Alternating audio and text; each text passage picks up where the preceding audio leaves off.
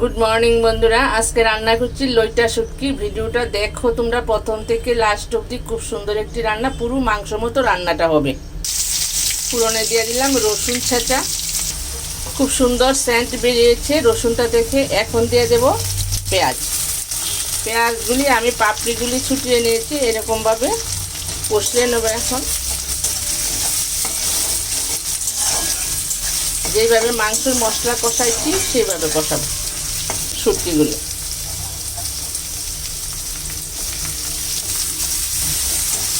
এখন একটু পেঁয়াজ আর রসুনটার সঙ্গে একটু মিশিয়ে নিচ্ছি শুটকিটাকে।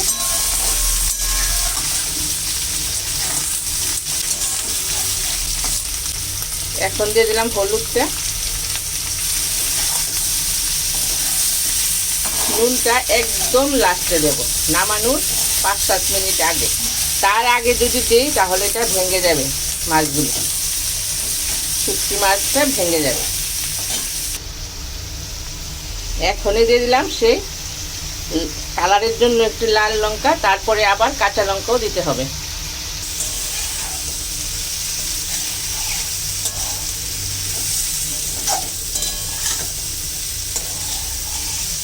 খুব আস্তে আস্তে করে নেড়ে দিতে হবে, নতুবা শুটকিগুলি সব ভেঙে ভর্তা হয়ে যাবে।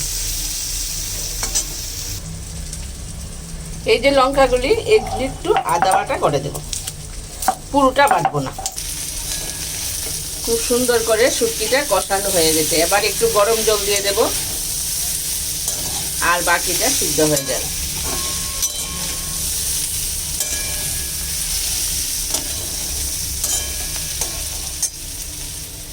এখন দিয়ে দেব সেই বাটা লঙ্কাটা। কাঁচা লঙ্কা একটু দিতেই হয়।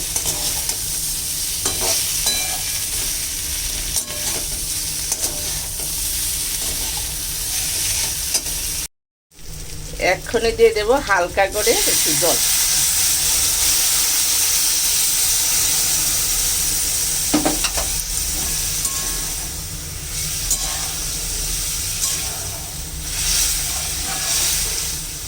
দিলাম সেই নুন। শুটকিটা কিন্তু এখনো আস্তে আস্তে রয়েছে, ভাঙেনি। আর নুনটা আগে দিলে একেবারে ভেঙে যেত।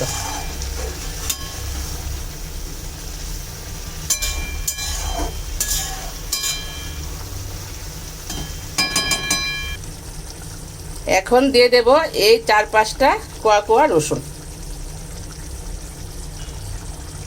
অনেকে রসুন খেতে ভীষণ ভালোবাসে মাংসের সঙ্গে, শুটকির সঙ্গে।